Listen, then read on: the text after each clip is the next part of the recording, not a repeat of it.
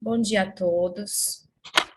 Para quem não me conhece, eu sou Maria do Socorro Xavier Félix, enfermeira, especialista em vigilância sanitária e trabalho aqui na gerência de risco, que é uma gerência dentro da Divisa, que cuida da parte de segurança do paciente, prevenção de infecções relacionadas à saúde.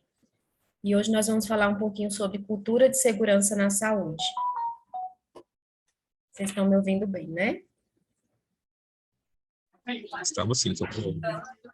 Para mim está parecendo uma telinha branca que está em cima do slide.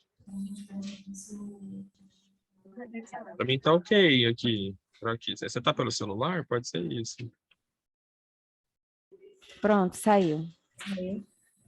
Então, tá bom. Eu vou pedir para quem não vai falar agora, para manter o microfone desligado, para a gente não ter interrupção aqui, tá bom? E se houver necessidade de falar, de compartilhar, podem sinalizar.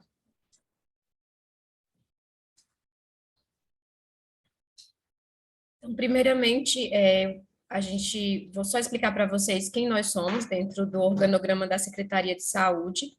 Então, nós somos aqui a Gerência de Risco em Serviços de Saúde, né, que é subordinada à Diretoria de Vigilância Sanitária, que é subordinada à Subsecretaria de Vigilância Sanitária e que é subordinada à Secretaria de Estado de Saúde do Distrito Federal.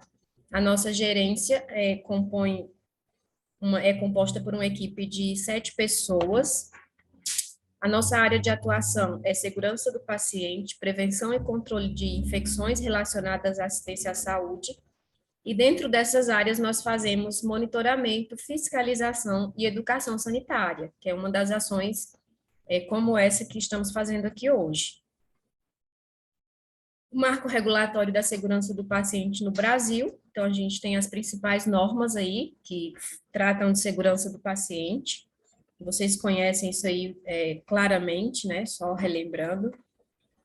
Aqui, quando se fala de segurança do paciente, o que vem à mente, normalmente, é esse cartaz aí, que descreve as 6 metas internacionais de segurança, e todas elas têm a sua importância, né? Parece simples, 6 metas, mas dentro dessas 6 metas há muitos desdobramentos, há muitas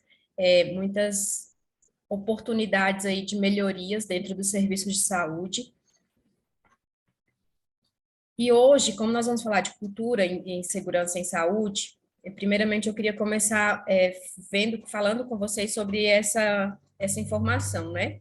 As falhas na assistência à saúde, popularmente conhecidas como erros médicos, já são a terceira causa de morte no Brasil e no mundo, ficando atrás apenas do câncer e das doenças cardiovasculares. Então, esse é um dado muito importante, né? As pessoas pensam que é algo raro de acontecer, mas não é. Os eventos adversos, eles são bem comuns, bem presentes no dia a dia, e são a terceira causa de morte no Brasil e no mundo. Então, 2 brasileiros sofrem um evento adverso decorrente dessa falha a cada 3 minutos. Muito sério isso, né, gente? Quando a gente fala de cultura de segurança, o que vem à cabeça de vocês? Algum participante gostaria de compartilhar aí o seu conhecimento, a sua experiência, a sua visão sobre cultura de segurança?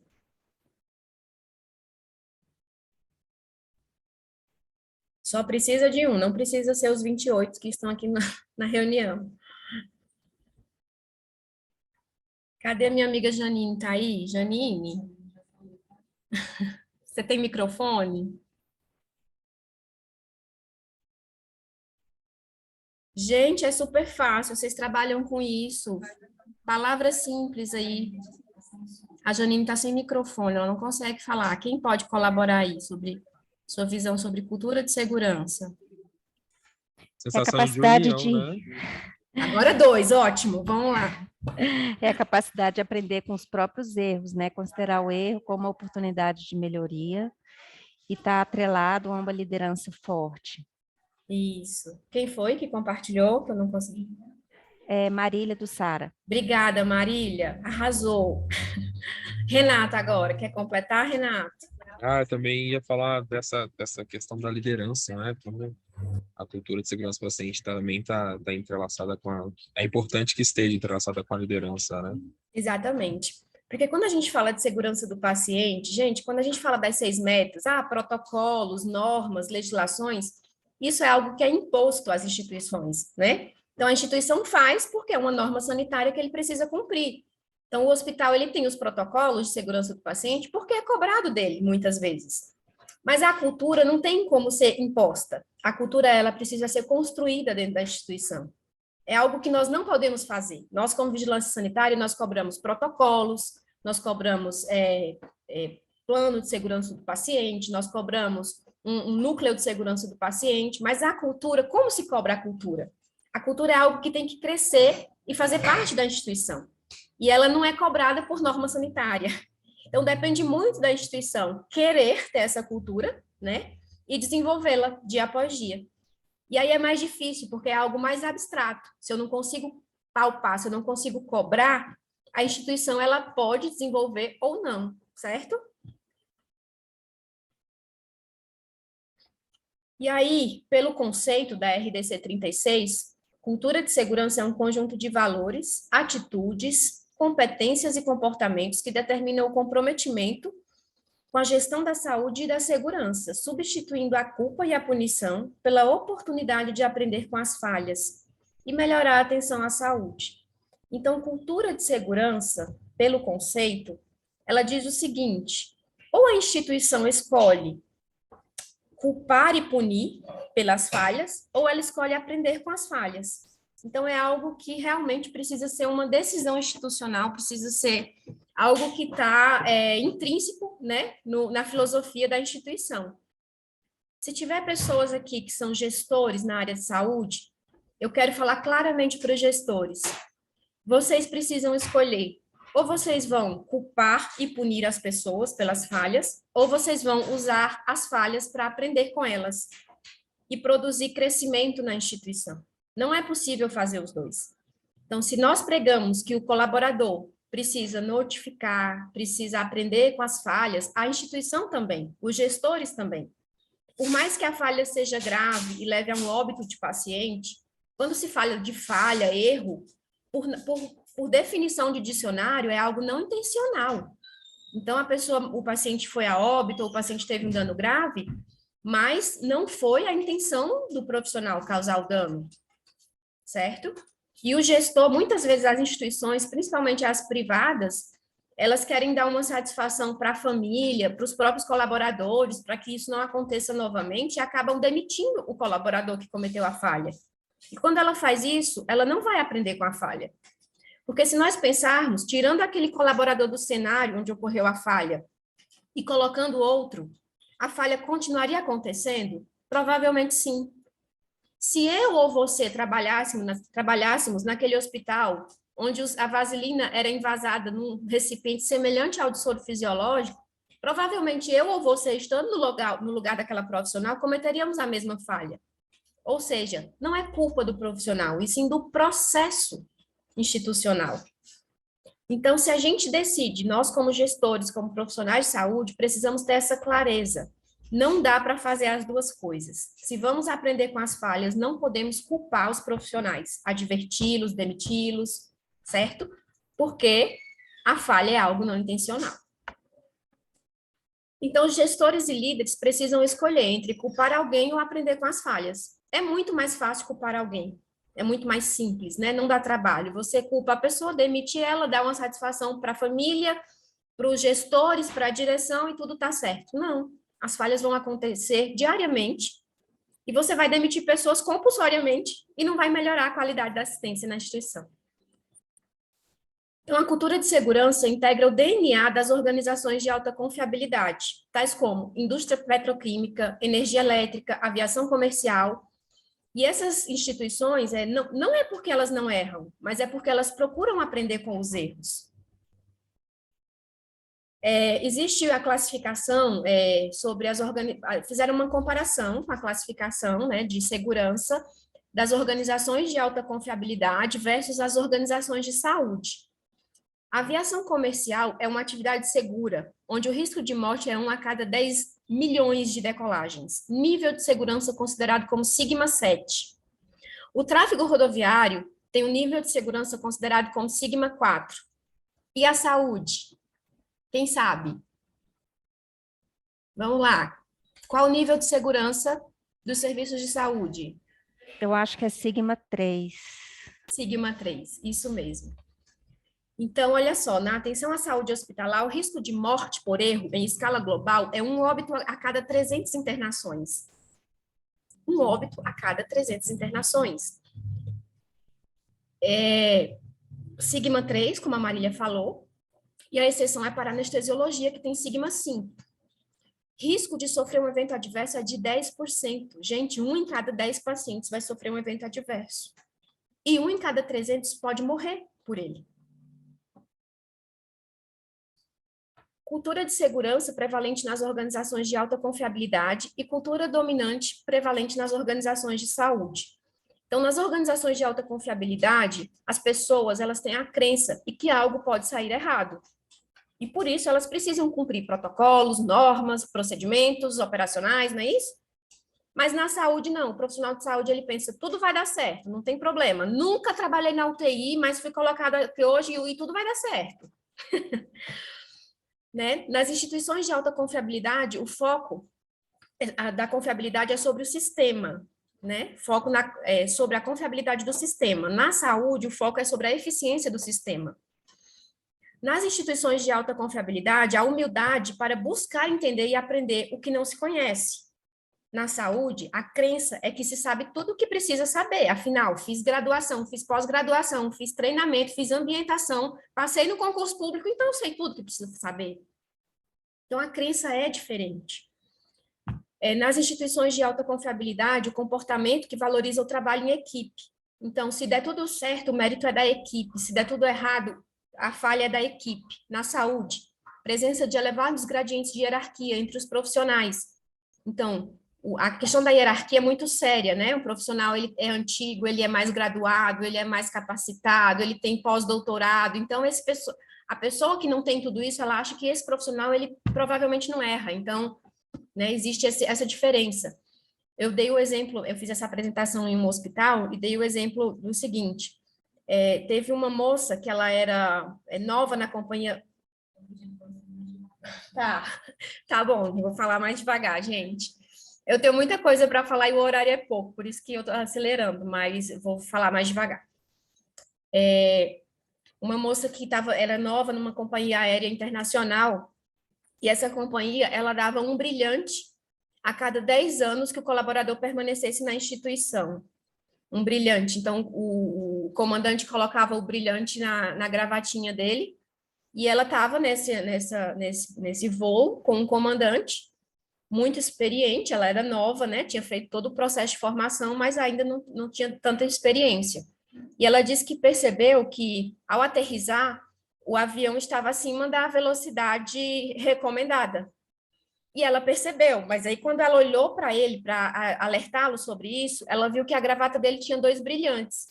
E ela pensou, quem sou eu, que cheguei ontem, né, para falar para um comandante que tem 2 brilhantes, de que ele está acima da velocidade recomendada. E aí ela não falou.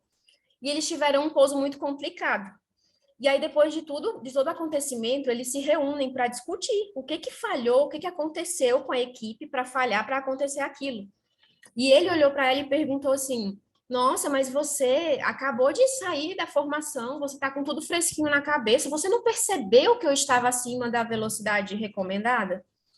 E ela disse que ficou com tanta vergonha que ela não sabia o que dizer, se ela falava que percebeu, mas não teve coragem de falar por causa dos brilhantes, ou se ela falava que não percebeu, porque era menos feio, né? E aí, diante de tudo isso, a gente chama a atenção para a questão da hierarquia. A hierarquia existe em vários aspectos, claro que tem que ser respeitada, mas com respeito à segurança do paciente, não se pode deixar de alertar a equipe, não se pode deixar de observar uma falha, de alertar um risco por causa da hierarquia, tá? Por que a assistência à saúde é tão complexa? Por que o nosso nível de segurança é Sigma 3? É porque a gente não se dedica? Por que a gente não faz o nosso melhor? Claro que não, gente. Profissional de saúde são pessoas, por natureza, muito dedicadas, muito comprometidas, muito capacitadas. Porém, a saúde é um serviço complexo, tem uma demanda maior do que a oferta. A gente tem uma população que está envelhecendo mais, que está demandando mais os serviços de saúde, e acaba que a demanda de necessidade de serviço de saúde é muito maior do que a capacidade do sistema, né? Inovações tecnológicas, então a gente tem frequentes inovações tecnológicas para melhorar o trabalho, a assistência à saúde. No entanto, grande parte dos serviços de saúde não consegue adquirir essas tecnologias. Maior expectativa de vida da população, né? Vários níveis de atenção à saúde, então a atenção primária, secundária, terciária. Não é um sistema simples, é um sistema complexo, e isso cada vez torna mais difícil ter uma cultura de segurança fortalecida. Fatores presentes nas organizações de saúde que afetam a segurança na prática clínica. Então, a tendência à responsabilização dos profissionais na linha de frente, negligenciando as deficiências presentes no sistema. É isso, é muito mais fácil eu culpar profissional que erra na ponta, que administra a medicação errado, né, responsabilizar aquela pessoa, do que eu fazer uma investigação em todo o meu sistema. Será que eu tenho falha no sistema de prescrição eletrônica? Será que eu tenho falha no sistema de dispensação? Será que eu tenho falha no sistema de armazenamento dos medicamentos? Né? Então, assim, a tendência dos profissionais de saúde é responsabilizar um indivíduo. Os incidentes, quando reconhecidos, são considerados inevitáveis. Então, nós estamos cansados de ouvir profissionais de saúde que falam o seguinte, quando a gente questiona uma infecção em sítio cirúrgico: ah, mas o paciente sabia do risco, toda cirurgia tem risco de infecção. Isso quando nós não ouvimos que ainda é inevitável, porque a culpa é do paciente porque ele não se cuida. Né? Então, assim, os incidentes, gente, nem todos são inevitáveis, mas o profissional de saúde, ele bitolou-se a achar que quando dá errado, a culpa não é dele, a culpa não é do sistema, não é da instituição, a culpa é do paciente ou do risco mesmo, que é iminente do procedimento, né? Que faz parte do procedimento. A crença de que os profissionais de saúde foram perfeitamente treinados, longa e árdua formação para fazer corretamente. Então, você pensa, nossa, o cara é cirurgião há mais de 20 anos, ele é treinado e capacitado para fazer tudo certo. Como que eu vou dizer, doutor, vamos fazer o checklist de cirurgia segura, vamos confirmar os dados do checklist? Ah, eu tenho vergonha, eu não vou fazer isso porque ele é perfeitamente treinado para fazer tudo certo. O cuidado clínico é tipicamente organizado de forma hierárquica, o que faz com que a comunicação sobre a segurança seja suprimida. Então, é mais uma vez isso que nós temos falado. A hierarquia, né, a força de comando. Então, muitas vezes você chegar, falando aqui, eu acho que tem pessoas das clínicas de diálise, você chegar para o nefrologista que está assistindo ali aos pacientes. Normalmente, essa pessoa é o RT da clínica, é o chefe, é uma pessoa, né, importante lá dentro. E a pessoa sente-se intimidada com a hierarquia e não consegue fazer um alerta sobre o risco ao paciente. E nós precisamos mudar essa mentalidade. As empresas que têm cultura de segurança fortalecida, elas não levam a hierarquia acima de tudo, mas a segurança acima de tudo. E pouca ênfase no aprendizado organizacional. Então, quando há uma falha, a instituição não se sente responsável, né? Ela quer responsabilizar alguém pelo problema. Aqui, quando nós questionamos uma clínica de cirurgia plástica ou outro estabelecimento sobre uma infecção, um evento adverso, a primeira coisa que os responsáveis da clínica fazem é falar assim, não, procurem o médico, a culpa é dele. Não, a culpa não é do... A gente não está procurando o culpado, a gente está procurando uma investigação do evento para encontrar falhas no processo, para fortalecer o aprendizado com essa falha. Mas a tendência dos profissionais é sempre responsabilizar alguém. E se isso for feito, a instituição não cresce, não aprende. Como você define cultura de segurança no seu setor ou na sua equipe? Você acha que onde você trabalha atualmente existe uma cultura de segurança fortalecida? Sim ou não? Todo mundo responde mentalmente aí. Realmente, a cultura de segurança, ela cada organização possui, né? E cada equipe dentro dela possui sua cultura própria. Então, às vezes, a gente está num próprio hospital, num próprio estabelecimento, e alguns setores têm uma cultura mais fortalecida e outros menos. Então, isso se deve a quê? Às pessoas, né? Ao que foi construído dentro daquela unidade, a realidade vivenciada ali, o nível de complexidade de assistência. Mas o bom é que cada instituição tem essa cultura fortalecida em todas as equipes. Por que a cultura é importante? Porque, gente, uma cultura de segurança forte permite gerenciar melhor os riscos, diminuir o número de eventos adversos e obter os melhores resultados para os pacientes. Não é o que nós queremos como profissionais? Nós nos formamos a vida inteira, nos capacitamos para fazer o melhor pelo paciente. Não é isso? As instituições também, ninguém abre um hospital para, vamos abrir um hospital aqui para causar danos. Não, é para causar melhorias, para produzir resultados positivos em relação à sua atuação. Então, precisamos fortalecer a cultura de segurança e destruir aquela ideia antiga, né, da culpabilidade, da responsabilização do colaborador. O trabalho em equipe é mais fortalecido, aumenta a segurança e a qualidade no cuidado, tá? Então, por que a cultura é tão importante? Porque fortalece tudo isso, trabalho em equipe, a segurança, a qualidade no cuidado. Fortalecer a cultura melhora a saúde psicológica do profissional, aumenta o engajamento e a satisfação com o trabalho. Então, quando a gente trabalha numa instituição que tem a cultura fortalecida, o profissional ele tem uma segurança psicológica.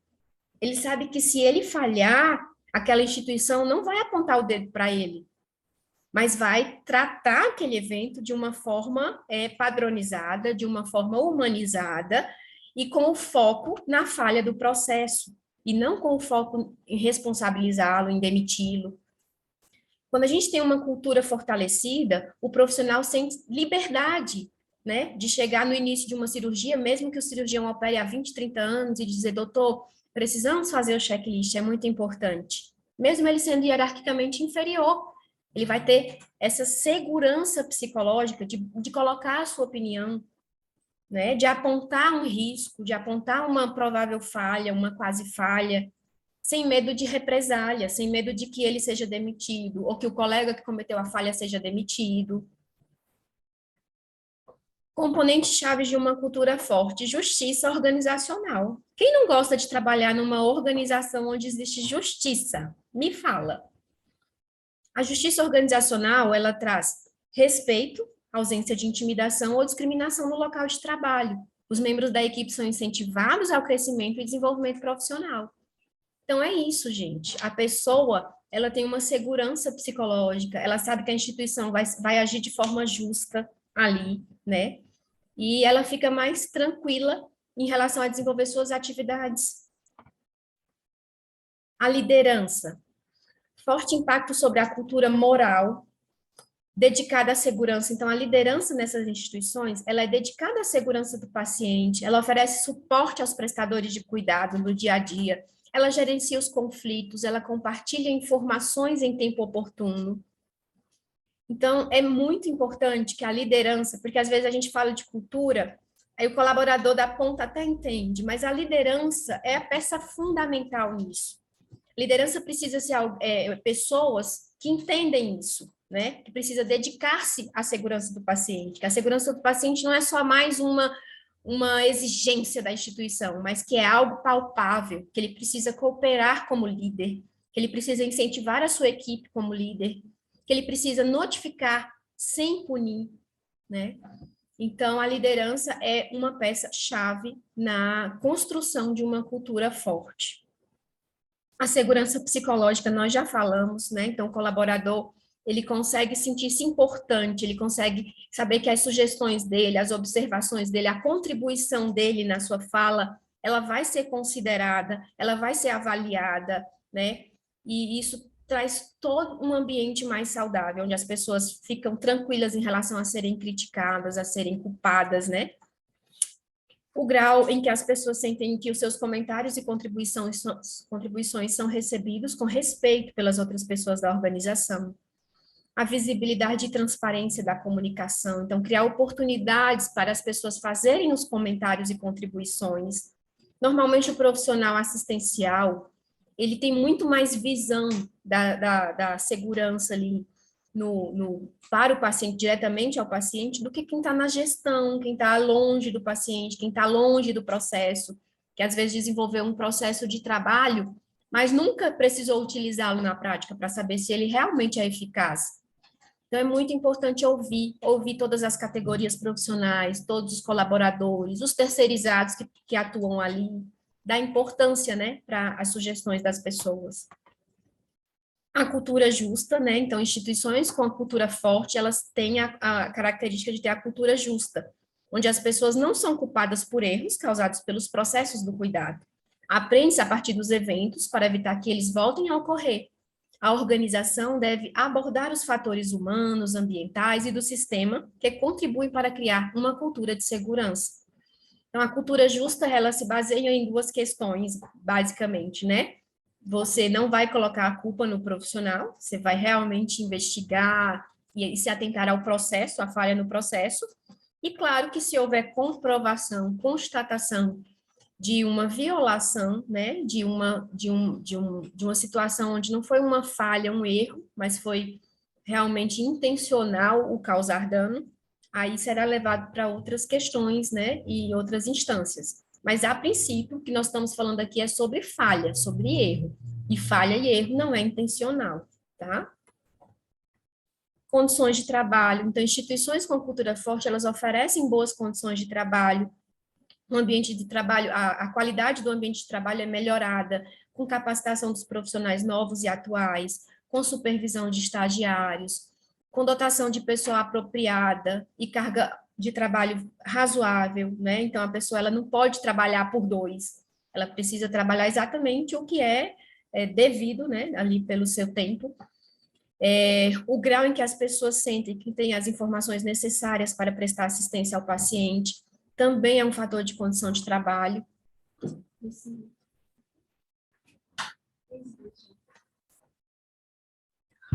Então, as pessoas, a informação é super importante. Você imagina a equipe técnica, por exemplo, está cuidando de um paciente e não receber realmente todas as informações sobre os riscos que a assistência àquele paciente oferece. Ela se sente excluída, né? Ela não tem condições de trabalho ali para poder estar tomando as medidas de precauções mais adequadas. Então, a informação, a transparência do cuidado do paciente por parte de todos os membros é super importante. A confiança, gente, é muito legal trabalhar num lugar onde a gente tem confiança, né, na equipe, no gestor, não é isso? Não traz uma tranquilidade para o profissional, não é isso que nós queremos? Então, elemento essencial do trabalho em equipe e da comunicação aberta, em um ambiente confiável e seguro.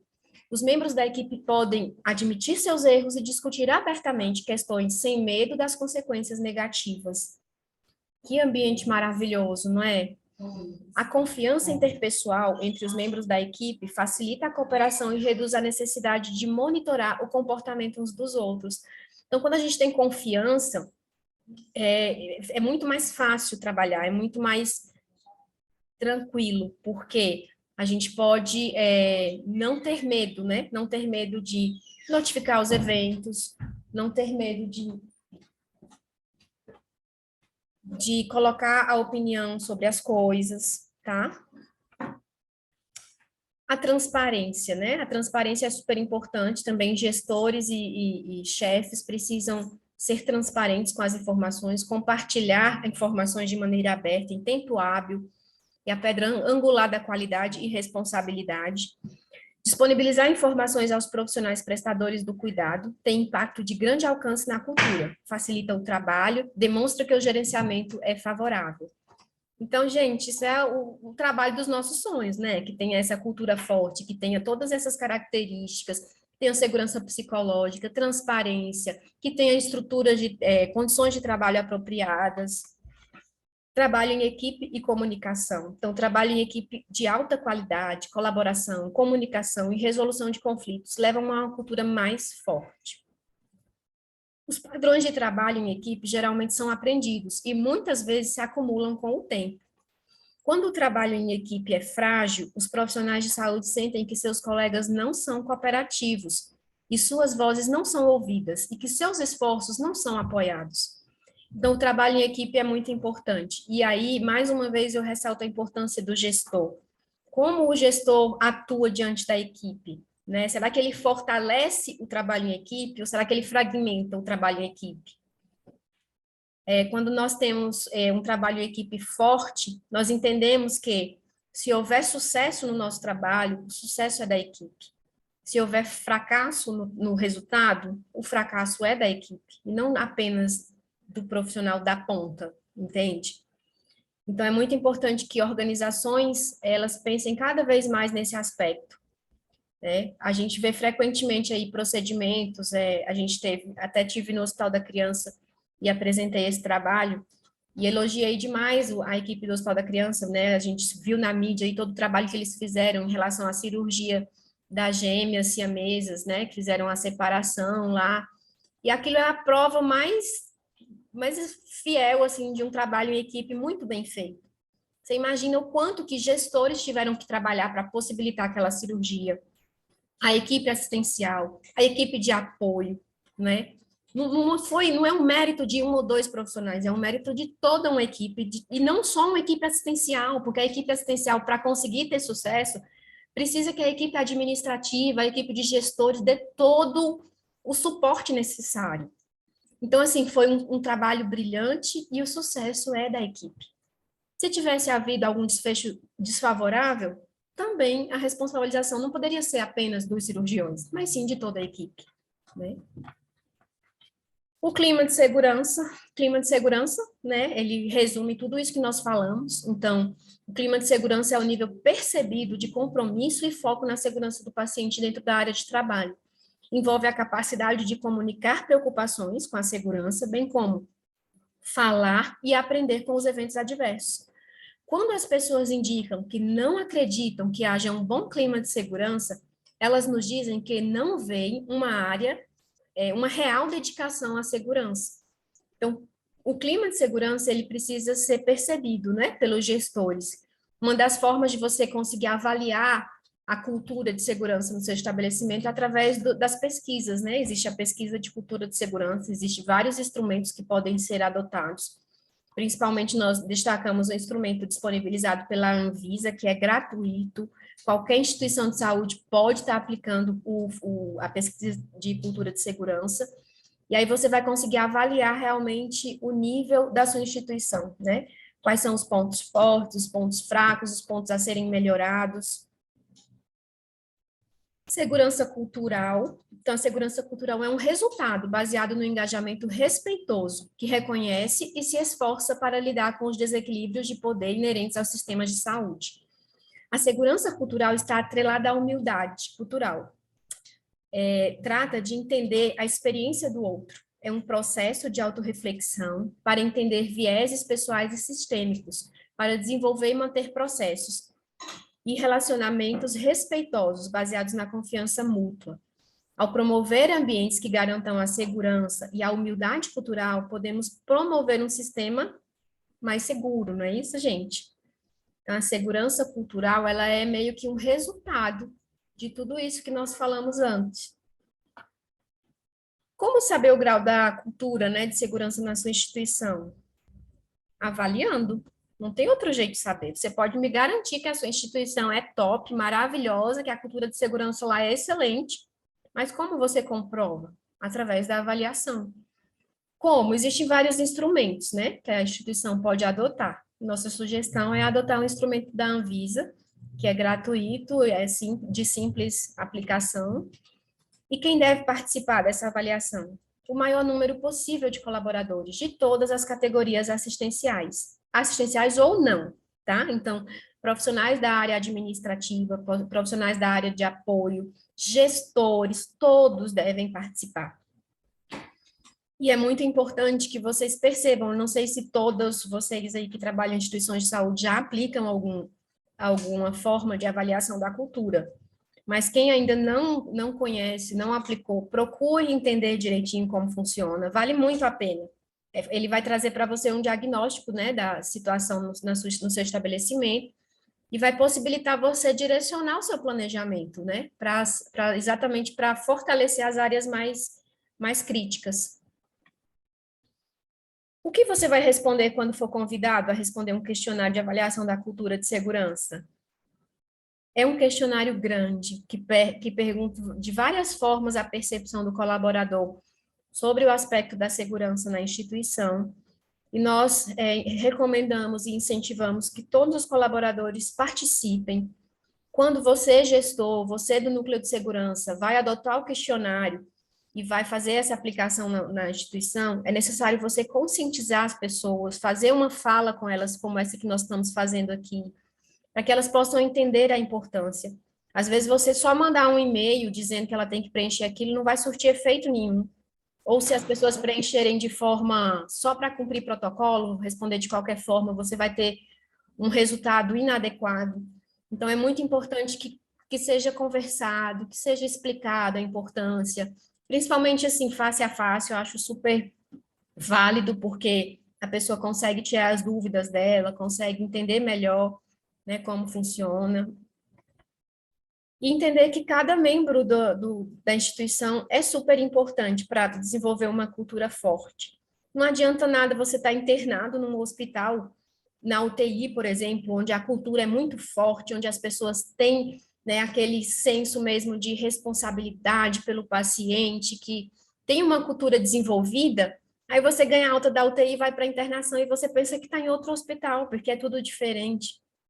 Então, assim, cada componente é importante, não só as áreas críticas, mas todas as áreas, não só os profissionais assistenciais, mas os administrativos, o administrativo que está lá na farmácia fazendo, cooperando com a dispensação de medicamentos, ele precisa entender o que é cultura de segurança, ele precisa entender que uma pequena falha dele pode impactar de forma grave no paciente, né? A pessoa que faz a admissão do paciente, o administrativo que faz o preenchimento do prontuário, da pulseira, ele precisa entender o que é cultura de segurança. O colaborador da higienização e limpeza, ele precisa entender que um piso molhado não sinalizado vai trazer problemas para a segurança. Então, gente, todos são de fundamental importância para desenvolver uma cultura forte no estabelecimento. E, para mim, todos são importantes, mas os gestores são os líderes desse processo. Porque se você não tiver gestores que entendem, comprometidos, gestores que não achem que segurança do paciente é só mais uma chatice de indicador para fazer, aí vai ficar difícil. Porque o gestor é quem se relaciona diretamente com o colaborador. Se ele não entende o que é segurança do paciente, se ele não tem cultura de segurança, se ele não está afim de desenvolver a cultura de segurança no setor, aí nós teremos um problema. E o que a instituição faz com os resultados obtidos? Né? Ela faz um planejamento das melhorias a partir dos resultados encontrados. É isso que nós falamos. Então, ele vai entender quais são os setores onde a cultura de segurança é mais frágil, onde ele precisa investir mais, quais são as categorias. É super importante que todas as categorias participem, sabe? Tem profissionais que fazem estudos assim, percepção da cultura de segurança na equipe de enfermagem do hospital tal. Ótimo, é um caminho, é um início. Mas, gente, o que é a equipe de enfermagem dentro de uma instituição que é multiprofissional? O paciente, ele não só utiliza o serviço da equipe de enfermagem, né? Então, todos os profissionais precisam estar inseridos na pesquisa de cultura, tá bom? Uma cultura de segurança fortalecida traz benefícios para os profissionais, para os pacientes, para os gestores. No entanto, esse é um processo sempre em construção e depende de cada um de nós darmos a nossa contribuição diária. Eu vi até uma fala que eu achei super interessante, como se a cultura desenvolvida, né, a cultura de segurança desenvolvida, fortalecida, ela fosse um alvo. E nós estamos ali frequentemente tentando acertar o alvo. A diferença é que esse alvo está em movimento, né? E fica mais difícil ainda. Porque não é algo estático. Instituições de saúde são estabelecimentos altamente complexos, né? E os processos, eles não são estagnados, parados ali, vamos alcançar a perfeição, chegamos na perfeição, ótimo, acabou. Não, não existe isso. É um processo diário, construído diariamente, e ele precisa ser um processo da instituição, e não apenas de pessoas, porque senão quando, o gestor fulano de tal é muito comprometido, mas daí quando o gestor sai, tudo vai por água abaixo, porque a instituição não é comprometida, né? Na vida, todos nós somos pacientes, e nós preferimos ser pacientes em instituições com cultura de segurança bem desenvolvida, não é isso? Ou não? E aí, meu término aqui é: seja humilde para admitir seus erros, inteligente para aprender com eles e maduro para corrigi-los. Obrigada. Eu tentei falar rápido, gente, porque às vezes eu me demoro muito contando os exemplos do dia a dia e acabo não conseguindo terminar. E a nossa reunião tem o tempinho de 1 hora. Mas agora eu abro o microfone, abro a oportunidade aí para quem deseja contribuir. Gostaria de saber se tem alguma instituição aqui que ainda que nunca aplicou um questionário de cultura de segurança. Oi, Socorro, bom dia. Bom dia. Bom dia a todos. Francivaldo aqui do DAE. Oi, Francivaldo. A gente estava elaborando um questionário para a gente aplicar aqui. É uma hora que a gente queria fazer para mensurar essa questão da cultura, e eu achei legal a sua dica. Esse que tem da Anvisa, que a Anvisa sugere, está no site da Anvisa, vocês têm ele disponível? Ele está disponível, sim. Ele foi desenvolvido pela Universidade Federal do Rio Grande do Norte, em parceria com a Ah, Anvisa, tá? acho que eu cheguei a ver esse. Até que a gente chegou a receber, né? É o e-questionário. Você coloca aí no Google e-questionário de segurança do paciente, vai Sim. aparecer. Eu não sei se está vinculado ao site da Anvisa, eu acho que não. Eu acho que está vinculado ao site da Universidade do Rio Grande do Norte, mas é em parceria com a Anvisa. Entendi. Não, legal. Muito boa a apresentação, viu? Obrigada, Parabéns. obrigada. É um tema importante mesmo. A gente fica aí se perguntando como é que a gente vai mensurar a cultura de segurança do paciente. Tem tanta coisa envolvida, né? E, Exatamente. assim, a gente tem que desenvolver um método mesmo para a gente mensurar isso, porque, assim, senão fica só na subjetividade, né? A gente não tem como comprovar, como avaliar e nem como implantar melhorias a partir dos apontamentos, né? Então, acho que trabalhar essa questão do questionário é importante mesmo. Muito bom, Francivaldo. Mais alguém que na instituição ainda nunca aplicou uma pesquisa? Não sejam tímidos, pessoal. Vou pedir para vocês abrirem as câmeras um pouquinho. A Socorro está aqui mostrando a face.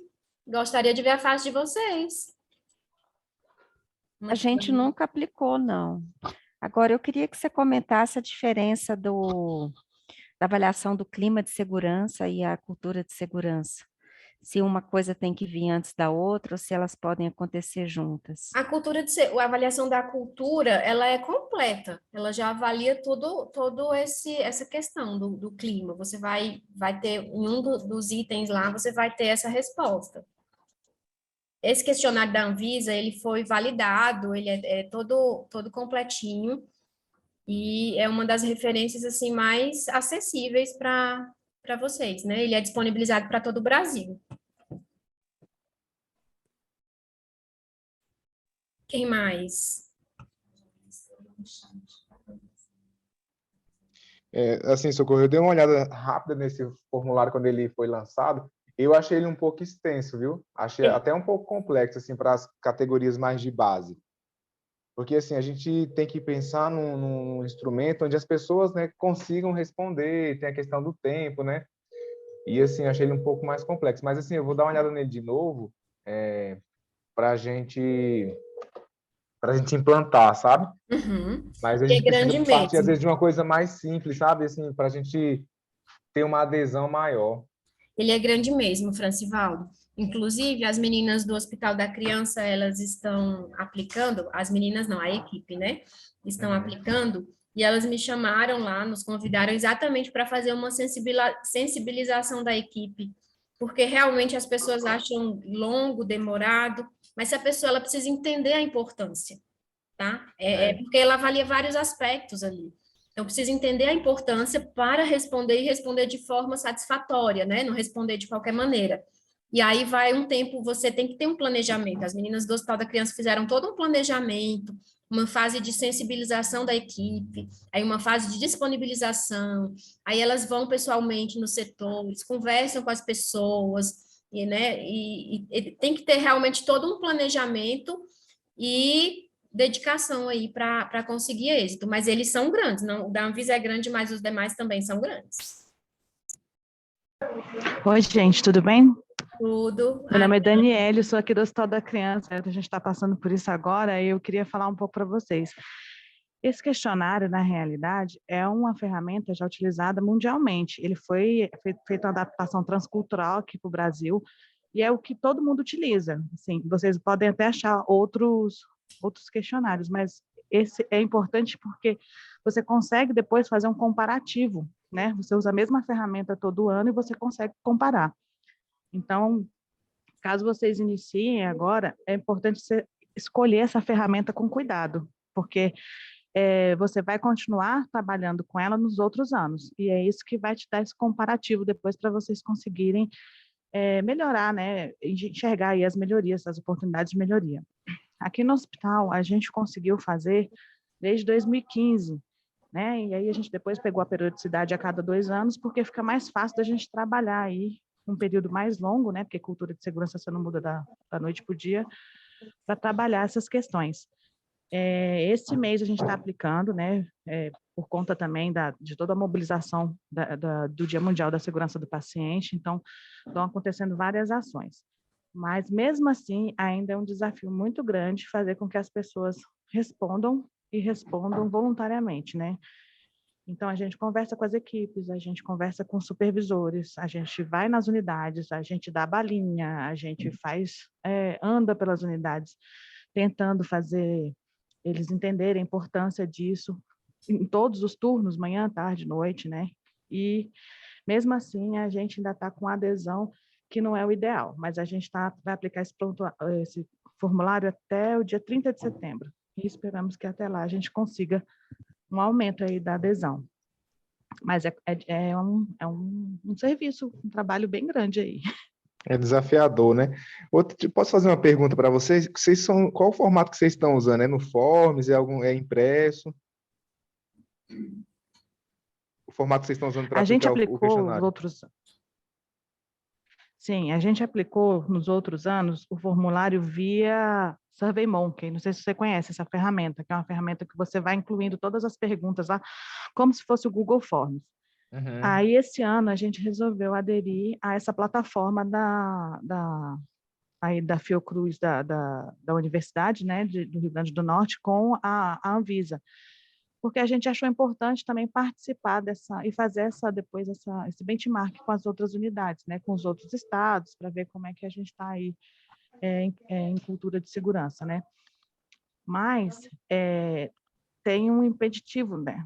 Então, assim, antigamente a gente conseguia cadastrar todos os e-mails. Hoje em dia, por conta da LGPD e o nosso compliance aqui, eles orientaram que a gente ia poder só cadastrar os e-mails corporativos, né? Não dando e-mail pessoal. Então, aí teve esse impeditivo. Por isso que a gente está muito ainda na área, tentando que as pessoas faça que as pessoas respondam esse questionário pelo aplicativo mesmo, porque eles disponibilizam aí para você baixar um aplicativo que não tem no iPhone, só vai ter no Android, e você pode gerar um QR Code, a pessoa abre ali no próprio celular o questionário e consegue fazer no questionário, fazer no celular. É que nem a Socorro falou, de 10 a 15 minutos para poder responder. Então, a gente passou nas unidades com esse QR Code, mostrando para as pessoas e falando que em um momento que ela estivesse mais tranquila, ela podia responder o questionário, entendeu? Explicando a importância. Mas é bem complicado. Gente, quem não estiver falando, feche o microfone, por favor, tá? Obrigada, Dani, pela cooperação. Os demais aí que quiserem uma ajudinha aí depois, uma orientação, né? Já vai olhando aí pro rostinho da Dani. Gente, a Anvisa faz anualmente, a cada 2 anos, ela faz um processo todo de incentivo para que os hospitais participem. Isso foi feito em 2021 e vai ser feito em 2023, tá? Quando vocês participam juntamente nesse processo, juntamente com todos os hospitais do Brasil, a Anvisa, ela faz um compilado, ela faz um relatório, divulgando os resultados por estado, por unidade, tudinho, e você vai poder se ver ali no boletim da Anvisa, ver a situação do seu estabelecimento. Se você fizer fora desse período, você vai ter acesso aos dados, vai ter acesso aos seus dados, às suas informações, vai poder comparar ali os resultados, e pode comparar com o relatório, mas não vai estar presente ali no relatório da Anvisa. Então, para quem não quer fazer agora, nós estamos em setembro, está achando que esse ano está difícil, vai se planejando, vai se organizando, faz um planejamento para fazer isso em 2023, né? Juntamente quando a Anvisa começar a divulgar, do jeito que faz a avaliação das práticas de segurança, faz a avaliação da cultura de segurança, tá?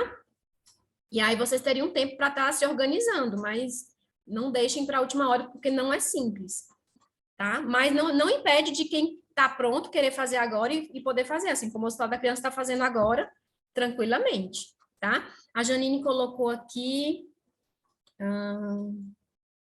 Janine, ainda fazemos o questionário manual. Como funciona o da Anvisa? Ele calcula os resultados? Calcula, Janine. Ele calcula os resultados, né, da sua instituição e do Brasil todo. Se for feito juntamente com esse incentivo da Anvisa no ano 2023, você consegue sair lá no relatório, a sua instituição sendo comparada com as demais, tá?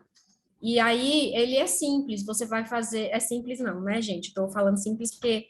Mas eu falo assim, o NSP faz o cadastro no sistema, né? Baixa o aplicativo, cadastra os participantes, por isso que a Dani falou do impedimento lá na empresa dela, de cadastrar e-mails que não sejam institucionais. Isso aí vocês têm que ver na instituição de vocês, como é que é essa questão, né, da Lei de Proteção Geral de Dados, mas você cadastra as pessoas que estão aptas a responder, e aí a pessoa vai receber um convite, né, por e-mail, ou ela vai baixar o aplicativo lá e responder pelo celular, tá? Lá explica tudinho no site, é bem autodidático, assim.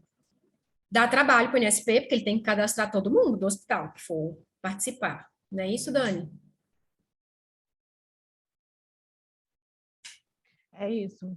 Eu tentei enviar aí o relatório do ano passado, de 2021, que é um relatório que explica muito sobre como o funcionamento da plataforma, sabe?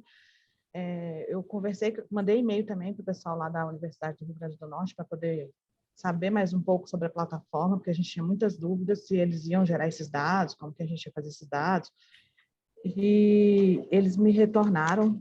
Uma dificuldade que a gente achou foi de separar por setores. Por exemplo, o meu hospital é um hospital pediátrico, então lá tem pediatria, maternidade, unidade clínica, então, assim, acaba que para a gente ficou mais bagunçado, né? Então, seria até uma estratégia que a gente tinha de incentivar as equipes aí, era fazer uma premiação com alguma coisa para o setor que mais participa e tudo, só que aí, nesse quesito aí, ficou ruim, porque com a outra plataforma a gente conseguia que colocar os setores direitinho, então, UTI, ambulatório, né?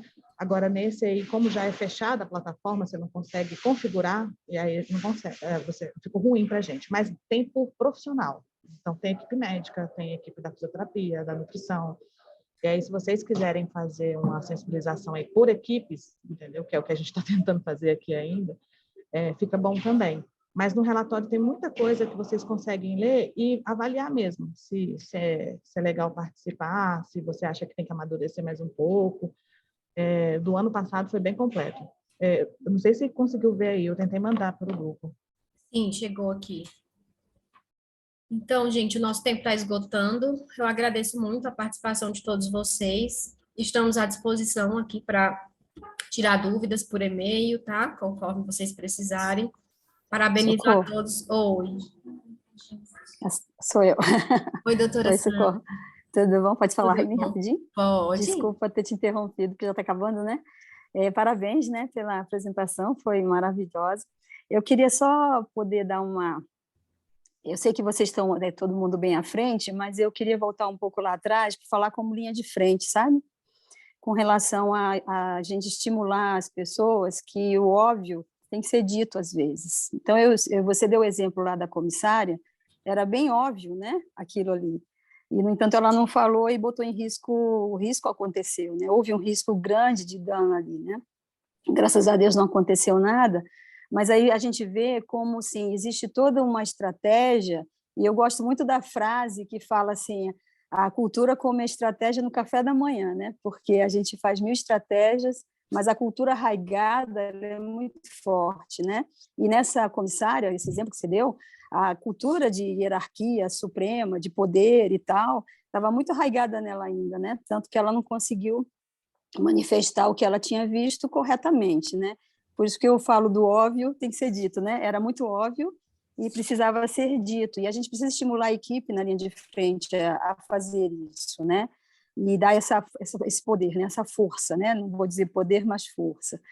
E isso assim, a gente precisa estimular isso diariamente, né? Dentro das equipes, porque a gente termina ficando muitas estratégias, mas termina que a cultura ela está lá, né? E a cultura é transformação, né? Transformação de comportamento, transformar cultura é muito difícil. A gente precisa estar ali junto mesmo, né? E eu achei muito interessante. E a questão do paciente, de estimular também a equipe, incentivar a ouvir o paciente e o acompanhante, né? Eu vou citar um exemplo da aviação também. Meu marido viajando no voo viu uma situação estranha que ele nunca tinha visto antes na asa do avião. Ele chamou o comissário de bordo, o comissário olhou, viu, ouviu, né? Primeiro ouviu e falou assim: senhor, eu vou lá dentro da cabine e vou conversar com o comandante e vou ver tudo. Aí eles foram, fizeram uma verificação lá e voltou: olha, nós verificamos tudo, está tudo em ordem. Então, isso é um exemplo que eu acho que a gente, como líder, ou como estar ali junto, ou como linha de frente mesmo, a gente tem as pessoas para estimular a fazer isso, né? Que o paciente e o acompanhante, ele, quando ele falar, não é porque ele não entende, alguma coisa está estranha, a gente precisa ver e trazer uma resposta, ou simplesmente dizer: não, você não é da área de saúde, você não entende, que é muito isso que a gente vê, né? No dia a dia, né?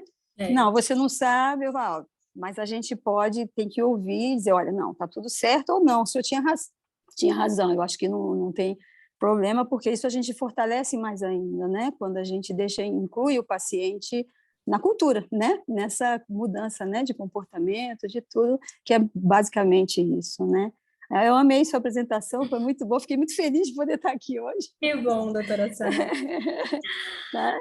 Um beijo, viu? Um beijo. Eu super Parabéns. concordo com a senhora.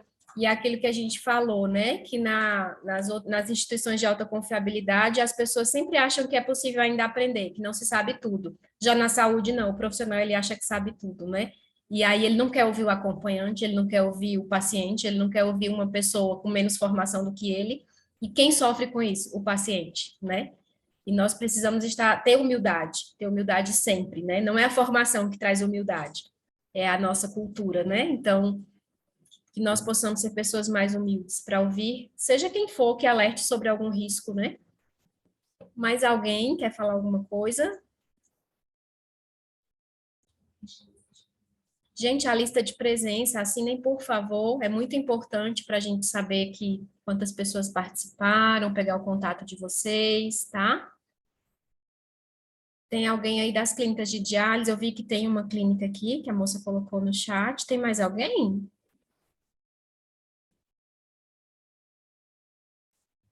A UPA está aqui. Muitos colocaram aqui que ainda não aplicaram o questionário. Então, vamos pensar nisso, gente. Vamos traçar uma estratégia para aplicar o questionário, pelo menos para o ano que vem. Certo? Centro Brasileiro de Nefrologia está aqui. Mais alguma clínica de diálise? Não? Alguém quer colocar mais alguma questão? Falar?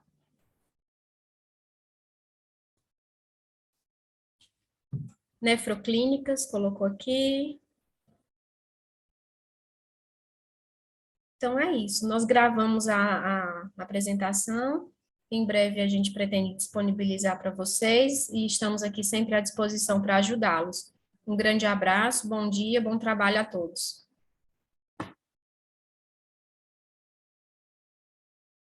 Obrigada, bom dia. Bom dia.